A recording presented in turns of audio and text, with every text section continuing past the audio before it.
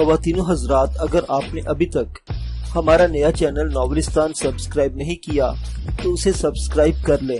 وہاں ملیں گے آپ کو اسلامی اور تاریخی ناولز۔ چینل کا لنک ڈسکرپشن میں موجود ہے۔ دیکھتے رہیے ناولستان اور اردو داستان۔ میں بازار سے چوروں کی طرح موٹر سائیکل تیزی سے چلاتا گھر پہنچا اور سوچا کہ منحوس پہلوان کی نظروں سے بچ کر اوپر چلا جاؤں گا، لیکن اس کمبخت کی تو ہندوؤں کے دیوی دیوتاؤں کی طرح نہ جانے کتنی آنکھیں تھیں۔ ابھی میں نے سیڑھیوں پر قدم رکھا ہی تھا کہ پہلوان کی آواز سنائی دی، حنیفے باؤ۔ مرتا کیا نہ کرتا کہ مصداق پاؤں پٹکتا اس کے پاس چلا گیا۔ کیا بات ہے؟ میں نے پہلوان سے پھاڑ کھانے والے لہجے میں دریافت کیا، جو اپنی مونچھوں پر شاید تیل لگا رہا تھا۔ یار کبھی ہم سے سیدھے منہ بھی بات کریں کہ تمہارے بھلے کی بات ہے شہزادے۔ آج دوپہر کو تھانے سے ایک سپاہی آیا تھا تمہارا پوچھنے کو، اور وہ تو اچھا ہوا کہ مولوی صاحب گھر پر نہیں تھے۔ شریف آدمی ہیں بیچارے، خام خواہ پریشان ہوتے۔ تم بے فکر رہو شہزادے، میں نے سنبھال لیا تھا اسے۔ بھائی میں نے کہا خانہ خراب کی اولاد، تجھے باؤ حنیف کا علم نہیں؟ وہ ڈی سی آفس میں آفیسر لگا ہوا ہے، تیری پیٹی اتروا دے گا۔ پہلوان نے مجھ پر الٹے ہاتھ پھیرتے ہوئے کہا۔ اس کی بات سن کر ایک لمحے کے لیے تو میرے قدموں تلے سے زمین سرک گئی۔ کیا کہہ رہا تھا وہ؟ میں نے بظاہر لاپرواہی سے پہلوان سے پوچھا۔ اوے کیا کہتا وہ؟ اپنا نمبر بنانے آیا تھا، 4 پیسے مانگنے آیا ہوگا، پرچہ تو کوئی ہوا نہیں۔ اس شہزادے نے تو کمال کر دیا یار، جیدے کو 4 پائی پر لٹا دیا، بڑا بدماش بنا ہوا تھا سالہ۔ پہلوان نے اسے ماں کی موٹی سی گالی دے کر کہا۔ مجھے علم تھا کہ جب جیدہ کبھی اس کے سامنے آئے گا تو یہ مجھے اس سے بڑی اور زیادہ گالیاں دے کر میرے لیے اور بھی فکرے سے سنائے گا، لیکن جب فی الوقت مجھے پولیس کی فکر دامن گیر تھی، اگر میری ماں کے سامنے ہی پولیس آ گئی تو وہ بیچاری تو خوف کے مارے مر ہی جائے گی۔ آپ نے اس کا نام پوچھا تھا؟ میں نے اچانک ہی پہلوان سے پوچھا۔ پہلے تو اس موذی کی زبان بند کرنا ضروری ہو گیا تھا۔ یار حنیف باؤ، شہزادے اس کی ضرورت ہی نہیں۔ اوے ہمارے ہوتے ہوئے کس کی مجال ہے جو تمہاری طرف میلی آنکھ سے دیکھے؟ شہزادے گڈی سائیں کوئی معمولی مٹی نہیں ہے، شہر کے بڑے بڑے افسر اس کے مرید ہیں۔ پہلوان نے اپنی آنکھ دبا کر کہا۔ دینو پہلوان صاحب، مجھے سے کچھ لینا دینا نہیں کسی سے۔ اب اگر کوئی پولیس والا آئے تو اس کا پیٹی نمبر نوٹ کر لینا۔ آج کل میں ڈی سی صاحب کا سیکٹری لگ گیا ہوں، جس تھانے کو فون کروں گا وہ میرے احکامات اس طرح مانیں گے جیسے ڈی سی صاحب کے مانتے ہیں۔ میں نے پہلوان کی کمزور رگ دبائی۔ اوے خیر ہے یارا، خیر ہے شہزادے، بے فکر ہو جا، جب تیرا دل چاہے نوری سے ملنے کو مجھے بتا دینا، گڈی سائی کا حکم ملتے ہی اڑتی چلی آئے گی۔ اس نے آخری فقرہ قدرے آہستگی سے اور رازدارانہ لہجے میں کہا۔ نہ جانے مجھ پر اچانک کیا دورہ پڑ گیا، میں تو پہلے ہی جلا بھونا بیٹھا تھا۔ میں نے پہلوان کے سامنے اس کی گڈی سائی کو 3-4 گالیاں سنا دی۔ دنوں پہلوان ہونکو کی طرح منہ اٹھائے میرا چہرہ دیکھتا رہا اور میں سیڑھیاں چڑھ کر اوپر آ گیا۔ گھر کو تالا لگا تھا، اس کا مطلب یہ تھا کہ والدہ کسی کام سے نیچے گئی ہیں اور چابی نیچے دے گئی ہوگی۔ اس سے پہلے کہ میں پہلوان کے گھر والوں کو آواز دے کر چابی سے متعلق دریافت کروں، مجھے عابدہ سیڑھیوں پر چڑھ کر اوپر آتی دکھائی دی۔ اس کے ہاتھ میں چابی پکڑی ہوئی تھی۔ اس نے کچھ کہے بغیر چابی مجھے تھما دی۔ ایک لمحے کے لیے میری نظر اس کے چہرے پر پڑی تو مجھے دکھ سا لگا۔ اس کے چہرے پر خلاف معمول باسیت چھلک رہی تھی۔ میں نے خلاف معمول اس سے کہا کہ معمول کے مطابق وہ ہمیشہ ہنستی مسکراتی اور عموماً اپنے ہونٹوں پر سرخی وغیرہ چپکا کے رکھتی تھی، لیکن آج وہ بڑی سادہ سادہ اور کسی پرانی بلیک اینڈ وائٹ قسم کے فلم کی ہیروئن دکھائی دے رہی تھی۔ میں جانتا تھا اسے اس حالت تک پہنچانے کا کسی نہ کسی حد تک میں خود ہی ذمہ دار ہوں، لیکن میں خود کو بری ذمہ اس لیے سمجھتا تھا کہ یہ اس کے یک طرفہ جذبات اور محبت کی دفتر کا ٹریفک کوئی اہمیت نہیں رکھتی۔ عابدہ تم ٹھیک تو ہو نا؟ بے اختیار میں نے پوچھ لیا۔ ہاں بے فکر رہو، میں مر نہیں چلی، لیکن ایک بات یاد رکھنا، جس راستے پر تم چل نکلے ہو وہ تمہیں ضرور تباہی کی طرف لے جائے گا۔ حنیف تم یہ نہ سمجھنا کہ میں تمہاری محبت سے جلتی ہوں یا خدا نخواستہ کوئی حسد کروں گی، لیکن تم اتنے گر جاؤ گے اس کا تو میں نے تصور بھی نہیں کیا تھا۔ میں تو ایک برے آدمی کی بیٹی ہوں، میں تو گڈی سائیں کے چنگل میں پھنس سکتی ہوں، لیکن تم مولوی صاحب کے بیٹے ہو کر اس میراسن سے جو گلی گلی اپنی آواز اور جسم کا سودا کرتی پھرتی ہے، تم اس سے عشق لڑاؤ گے؟ حنیف میں جانتی ہوں کہ گڈی سائیں جیسا غلیظ آدمی اسے ایک عرصے سے ناجائز تعلقات رکھے ہوئے ہے، لیکن تمہیں کیا، تمہارے دماغ پر تو اس کا بھوت سوار ہو چکا ہے۔ میں کہتی ہوں حنیف اب بھی سنبھل جاؤ، تم اندازہ نہیں کر سکتے کہ تباہی کے غار کی طرف بڑھ رہے ہو۔ تم عزت دار لوگ ہو، مولوی صاحب کی سارا محلہ عزت کرتا ہے۔ یاد رکھنا اگر تم نے اپنے شریف ماں باپ کو اس طرح ذلیل کروایا تو خدا تمہیں کبھی معاف نہیں کرے گا۔ اس کی آواز یہ کہتے ہوئے بھرا گئی۔ شاید اس سے زیادہ کچھ کہنا اس کے لیے ممکن نہیں رہا۔ وہ روتی ہوئی تیزی سے سیڑھیاں اتر گئی۔ میں نے دروازہ کھولا اور کمرے میں رکھی چارپائی پر بے دم سا ہو کر گر پڑا۔ نہ جانے کیوں عبدہ کی باتوں نے میرے دل پر خاصا اثر کیا تھا۔ مجھے احساس ہو رہا تھا کہ اس نے کسی جذبے یا حسد سے نہیں بلکہ میری ہمدردی میں یہ بات کہی ہے۔ مجھے حیرت اس بات پہ ہو رہی تھی کہ جیدے نے کس چالاکی سے محلے کے بچے تک میری رسوائی کو پہنچا دیا تھا۔ اس نے مجھے اور میرے والدین کو ذلیل کرنے میں کوئی کسر نہیں اٹھا رکھی تھی۔ عابدہ کی باتوں سے تو میں کیا نصیحت پکڑتا۔ میرے دل و دماغ پر جیدے کی اس غلیظ حرکت سے پیدا ہونے والے غصے اور نفرت نے قبضہ جما لیا۔ میرا بس نہیں چلتا تھا کہ ابھی اٹھوں اور جا کر اس کا ٹینٹوا دبا دوں، بجائے اس کے کہ میں اس کی حرکت پر ندامت محسوس کرتا۔ زمانے بھر کی گری ہوئی جنس فروش عورت سے میں نے تعلقات استوار کر کے اپنے باپ کی ساری زندگی کی کمائی ہوئی شرافت اور عزت کو مٹی میں ملا دیا ہے۔ مجھے اس وقت صرف ایک ہی بات سوچ رہی تھی کہ جس طرح بھی ممکن ہے میں جیدے کو جان سے مار ڈالوں، جس نے مجھے اور بیچاری نوری کو بدنام کر دیا تھا۔ دینو پہلوان اور عبدہ کو اس بات کا علم ہونے کا مطلب یہ تھا کہ داری کو بھی یہ بات معلوم تھی، اور پہلوان کی بیوی کے کانوں تک کوئی ایسی بات پہنچ کر اس تک محدود رہے، اس بات کا تصور بھی نہیں کیا جا سکتا تھا۔ اس نے تو مرچ مثالیں لگا کر میرا یہ کارنامہ محلے کی ایک ایک گلی اور ایک ایک گھر تک پہنچا دیا ہوگا۔ مجھے گھبراہٹ سی ہونے لگی اور تو کچھ نہ سوجا۔ میں نے اٹھ کر منہ ہاتھ دھویا، چپ چاپ سیڑھیاں اتر گیا۔ سامنے والدہ اور بہن آ رہی تھی۔ کہاں چلے ہو؟ والدہ نے بے چینی سے پوچھا۔ ذرا بازار تک ابھی آیا، یہ کہہ کر ان کی کوئی بات سنے بغیر میں آگے بڑھ گیا۔ محلے والوں کی زبانوں کے کوڑے اپنے زمین پر کھانے سے پہلے کہ بچنے کے لیے میں نے وہی طویل راستہ اختیار کیا جو میرا معمول تھا۔ اندر چوروں کی طرح چھپا چھپا الماس بھائی کے ڈیرے پر پہنچ گیا۔ یہاں استاد رنگی خواہ پنکی کو تعلیم دے رہا تھا۔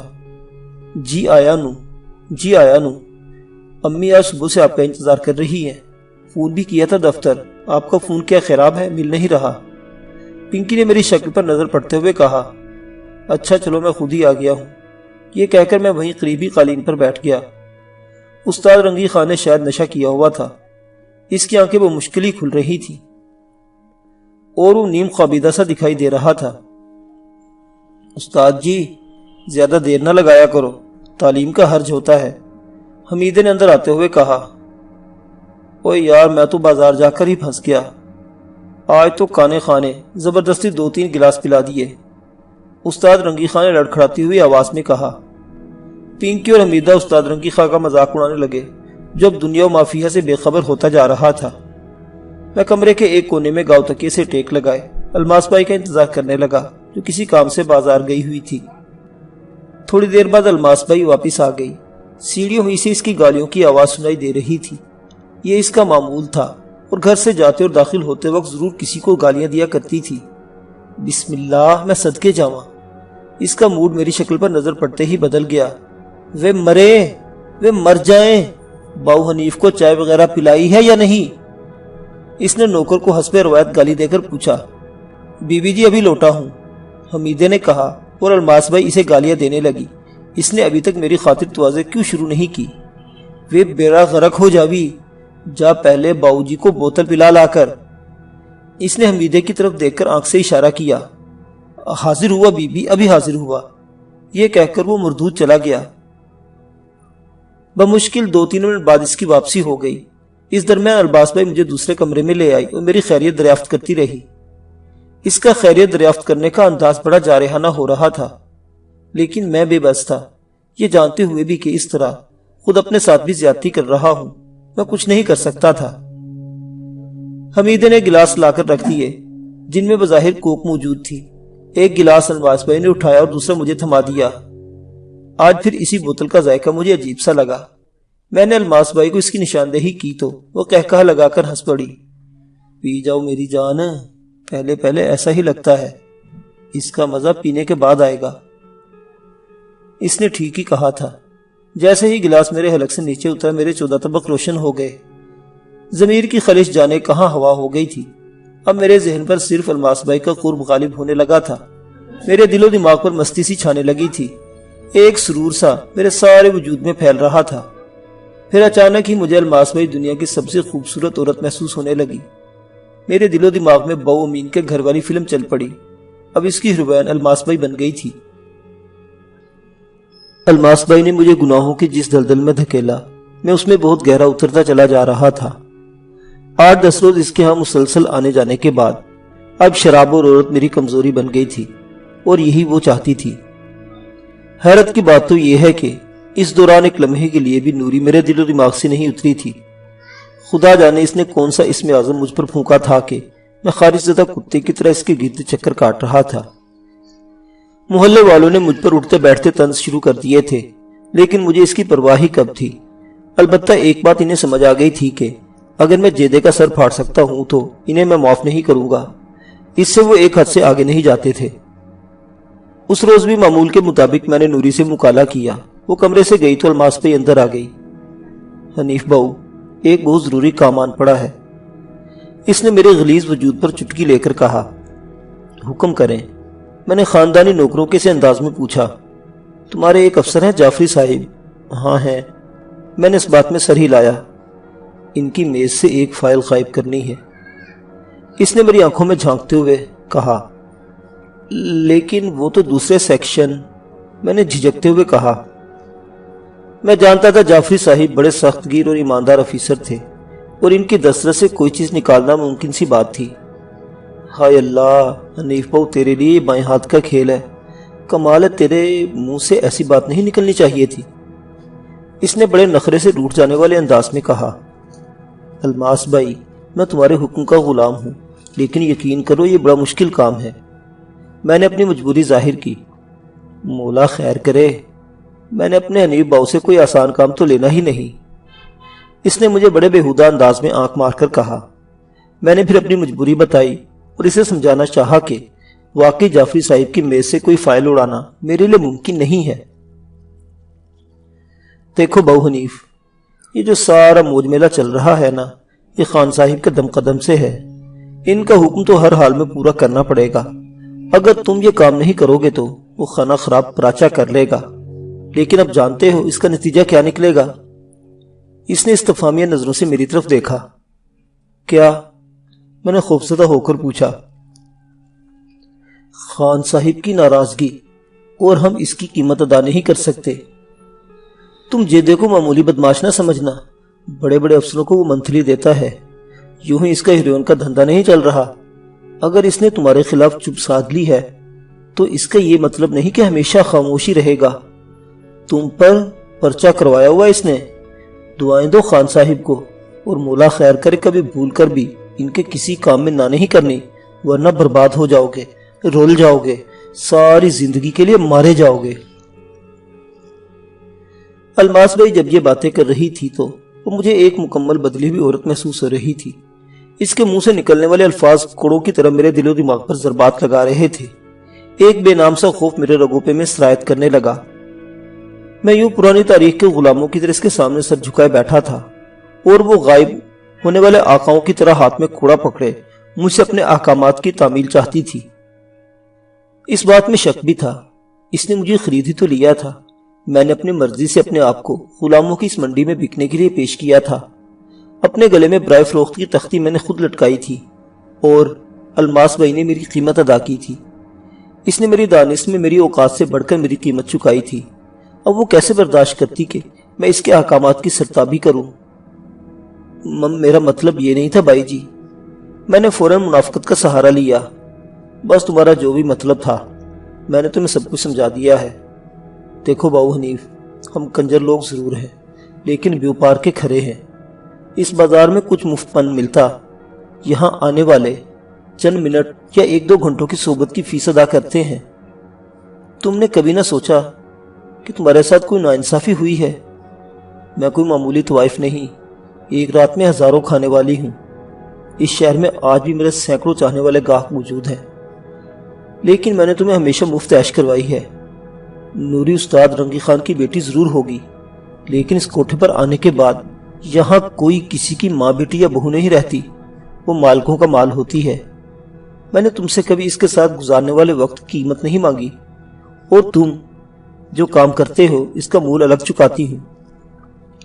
میں تم سے صاف صاف کہہ دینا چاہتی ہوں، آج کے بعد تمہیں جو بھی کہا جائے اس سے کبھی انکار نہ کرنا۔ اگر دل نہ مانے تو میری طرف سے کوئی پابندی نہیں، جس راستے سے آئے ہو واپس چلے جاؤ، لیکن یہ تصور بھی نہ کرنا کہ زندگی میں کبھی دوبارہ نوری کی شکل بھی دیکھ سکو گے۔ اس نے مجھے صاف وارننگ دے دی۔ آج وہ مکمل طوائف دکھائی دے رہی تھی۔ ایک لمحے میں نے اپنی آنکھوں میں ماتھے پر سجا لی تھی، اور میں اسی روز دنیا کا سب سے بڑا بے غیرت بن گیا۔ سدھائے ہوئے کتے بھی اپنے مالکوں کے قدموں میں اس طرح لوٹتے جس طرح میں نے بے شرموں کی طرح اس کے بازو اور شانے دبا کر اس کو منانا شروع کر دیا تھا۔ اپنی فتح پر سرشار طوائف کی مسکراہٹ گہری ہونے لگی تھی۔ ٹھیک ہے ٹھیک ہے، اس نے میری طرف دیکھ کر بڑی بے نیازی سے کہا۔ گھر میں میرا وجود نہ ہونے کے برابر رہ گیا تھا۔ والد صاحب نے تو مجھ سے گفتگو بھی بند کر دی تھی۔ انہوں نے شاید کہیں نوکری کر لی تھی۔ کسی پرائیویٹ فرم میں معمولی سی ملازمت کر کے وہ اپنی بیوی اور بیٹی کو حلال کھلانے پر تل گئے تھے۔ میری والدہ کو انہوں نے سختی سے ہدایت کر دی تھی کہ میری سرکاری تنخواہ سے ایک پیسہ بھی زائد مجھ سے وصول نہ کرے۔ امی، تم کیوں نہیں سمجھتی؟ باؤ جی کا اب وقت نہیں رہا، وہ زمانہ نہیں رہا۔ باجی کا جہیز کہاں سے تیار کریں گے؟ میں اپنی ماں سے کہتا۔ بیٹا، میں نے ساری زندگی ایسے ہی گزاری ہے، اللہ کوئی وسیلہ کر دے گا۔ بیٹیاں اللہ کا مال ہوتی ہیں۔ پھر ہمارے باؤ جی نے اپنی گریجویٹی میں بھی جو کہ تو ہی رکھی ہوئی ہے۔ ہائے بیچارے مولوی صاحب ساری زندگی حج کے لیے ترستے رہے، کہتے تھے ریٹائرمنٹ سے پیسے ملیں گے تو حج کریں گے، لیکن جو اللہ کو منظور ہوگا۔ بیٹا تم میری اولاد ہو، ہماری سنتان ہو۔ تمہارے باؤ جی کی ساری زندگی کھلی کتاب کی طرح میرے سامنے دھری ہے۔ انہوں نے کبھی میرے یا کسی اور کے ساتھ زیادتی نہیں کی۔ ساری زندگی رزق حلال کما کر تمہارے منہ میں ڈالا۔ خدا جانے مجھے نمانی سے کیا غلطی ہو گئی، اللہ مجھے معاف کر دے۔ بیٹا یہ میرے ہی کسی گناہ کی سزا ہوگی۔ تمہارے باوجود نے میری ہوش میں کوئی گناہ نہیں کیا۔ اس کی آواز بھر جاتی۔ بوڑھی عورت اپنے دامن پر بکھرے ململ کے دوپٹے سے اپنی آنکھیں پونچھ کر کپڑے یا برتن دھونے میں مصروف ہو جاتی۔ تھوڑی دیر کے لیے میرے دل پر اثر ہوتا، پھر شیطان مجھ پر غالب آ جاتا۔